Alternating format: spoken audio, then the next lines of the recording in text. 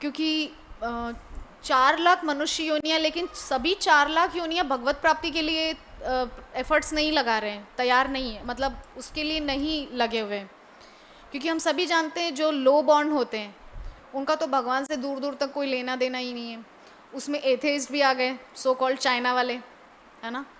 और बाकी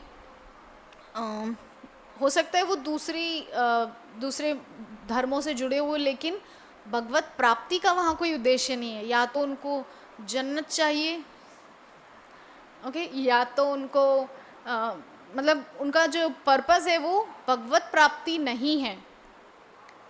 वो हो सकता है अपने सो कॉल्ड धर्म को फॉलो कर रहे हैं, लेकिन वहाँ भगवत प्राप्ति का कॉन्सेप्ट नहीं है। भगवत प्राप्ति का कॉन्सेप्ट केवल और केवल हमारे सनातन संस्कृति में है, सनातन समाज में है, राइट। सनातन वैदिक परंपरा में है। तो यही एकमात्र अवसर है।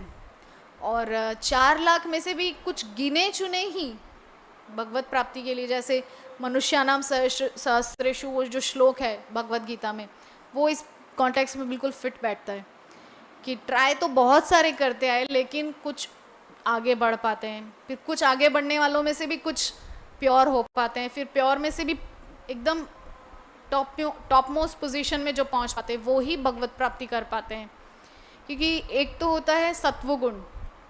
तो आज मैं एक लेक्चर सुन रही थी, उसमें सुबह सुबह प्रभु जी बता रहे हैं कि सत्वगुण भी बांधता है हमको। एक्चुअली ये तीनों ही गुण बांधते हैं।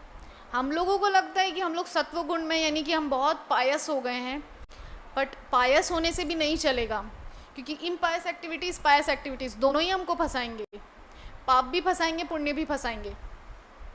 हमको तो दोनों से ही ऊपर उठना है ना।